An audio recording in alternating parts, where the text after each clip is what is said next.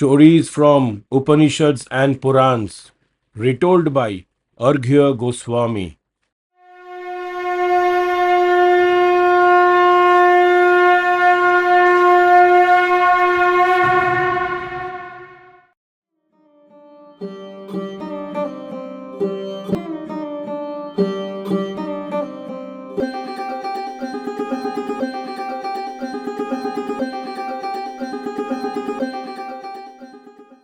Dear friends and listeners, in today's episode, I will continue with the story of Asi and Baka. For those of you who have not listened to part 1 of the story, I would request that you listen to it before listening to this episode. I will include the links in the description and show notes. For the friends who have already listened to it, a very short recap. In the last episode, we learned about 3 accounts from Ramayana, Mahabharata, and Rigved, which established the antipathy between 2 great Brahmarishis, Vashishtha and Vishwamitra. Emerging back after 12 long years of underwater tapasya, sage Vashishtha learnt about the sufferings of King Harishchandra and inhuman test conducted by Brahmarishi sage Vishwamitra.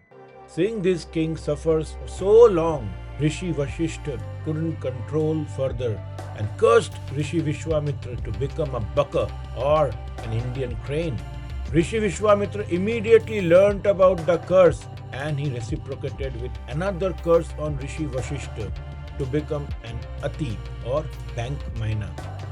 Both these Brahmarishis were affected by each other's curse and took birth as birds.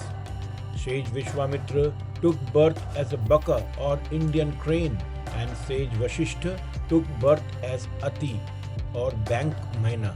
Although both Brahmarishis were born as birds, they retained their power and energy. They both were angry and fought with each other. Their sizes grew huge.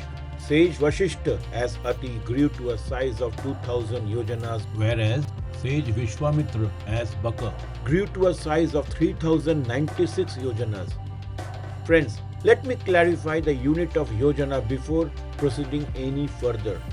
This unit was used in ancient India as a unit of distance with a value that varied depending on that era, location and context.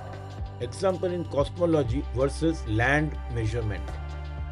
Generally, 1 yojana is considered between 8 to 10 miles or approximately 13 to 16 kilometers long. So, Ati being 2000 yojanas huge means 2000 multiplied by 10, 20,000 miles long, and Baka being 3096 yojanas huge, 3096 multiplied by 10, that means 30,960 miles long. So you may visualize how huge these 2 birds were. However, yojanas in different times were measured differently. For instance, in Arthashastra, written around 4th century BCE, a yojana is defined as 4 urutas or 8,000 dhanus, which roughly translates to approximately 4.5 to 9 miles or 7 to 14.5 kilometers. Ancient astronomers such as Aryabhatta and the Surya Siddhanta generally measured yojana as 5 to 8 miles, approximately 8 to 13 kilometers. Now, coming back to a story on Ati and Baka. These 2 giant birds started fighting with each other. They pecked each other with their beaks, pushed each other with their giant wings, raising its neck. Ati struck Baka with its feet. So fierce was their fight that with the flap of their giant wings, the earth began to tremble. The ground began to crack open. Huge tornado-like wind columns developed. The mountains began to tremble and eventually collapse, causing destructive landslides everywhere. This chaos resulted in oceans releasing water, causing floods everywhere. It was a massacre everywhere. Horrifying scenes of devastation and destruction all over. The angry birds kept on fighting and fighting, hitting each other with powerful blows, causing more and more damage and destruction. Eventually, the earth gave up and began to lean to one side and started to sink towards Patala. Friends, again, as per our Sanatan scriptures, the universe is generally described of having 14 realms or lokas, 7 heavens or upper worlds, and 7 nether worlds or lower worlds or patals, then followed by 8 naraks or hells as described in Markandeya Purana. However, please note that in Garuda Puran, 28 hells are described.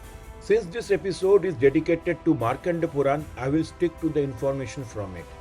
The 7 upper worlds are Satyalok or Brahmalok, Tapalok, Janalok, Maharlok, Swargalok, Huvarlok and Bhulok, that is the earth.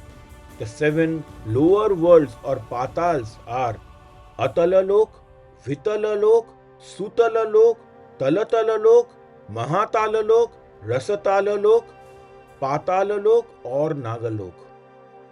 Types of Narak or hell as per Markandeya Puran are Raurava, Niraya, Maharourava, Tamas, Nikrintana, Apratishta, Asipatravana and Tapakumbha. Now, coming back to the story, as the earth started to sink towards Patal, all life forms headed for colossal destructions. Mountains started breaking apart, water from the ocean started gushing into the land, earth itself started to crack and quake. It was heading towards a gargantuan annihilation of the earth and all life forms. All terrified living beings started to run helter-skelter, nowhere to go or to hide. After witnessing such eradication of life forms from the earth, all gods and demigods consulted Lord Brahmadev. Prajapati Lord Brahmadev appeared in front of the angry and fighting birds. Angry and losing all his patience, Prajapati commanded 2 birds to stop fighting immediately. He roared, "Cease your fight, birds, and let the world regain its composure." Although the birds heard Lord Brahma commanding them to stop the fight, they did not pay any heed to it. They kept on fighting and destroying the earth. Seeing that these birds had not listened to his warning, he neutralized each other's curses and changed them back into Brahmarishis. When they regained their bodies as Brahmarishis, Prajapati spoke to them. "O great sage Vashishtha and Sage Vishwamitra, stop fighting. All this chaos and destruction happened due to your tamas sentiments. This conflict between the two has resulted in impediments to your austerities. So give up your fight. It is the Brahman who is supremely strong and ubiquitous." When they heard Lord Brahmadev address, they finally were ashamed of their misdeeds. Pardoning each other, both the sages affectionately embraced each other. All gods and demigods showered flowers from the heavens. Witnessing the truce between the 2 Brahmarishis, Lord Brahmadev returned to Brahmalok. Both Brahmarishis went back to their respective ashrams and hermitages. Saying this, the birds of wisdom stopped their tale of Raja Harishchandra and Asi and Baka. Then, after a pause, they chirped, "If the mortals listen to the stories of the clash between Asi and Baka, an account of Raja Harishchandra, then the sins of the reciter and the listener will be destroyed, and they will not face any impediments in their task." Rishi Jaimini, enriched with the great tale of Raja Harishchandra and also the account of Asi and Baka, continued to listen to other accounts from Markandeya Purana from the birds of wisdom. Friends, before I end today's episode, I would like to discuss a thought with you all. The account of Asi and Baka describes the destruction of earth. When the mountains fell, the water from the oceans rose, the earth quaked and cracked open. All life forms were on the brink of extinction. This account raises the thought that if this was the time when dinosaurs were eradicated from the face of the earth, during the Mesozoic era, we find references to pterosaurs, which were not technically birds but were flying reptiles. Some of the pterosaurs were Quetzalcoatlus, had Zicoptercus, and Pteranodon. Some true avians or birds present during those times were Archaeopteryx, Gargantuavis, Hesperornis. Let's ponder and continue this exploration further in the future. In the next few episodes, we will listen to some of the stories related to Lord Dattatreya. In Markandeya Purana, these stories were narrated by a boy named Sumati from the Bhargava lineage to his father.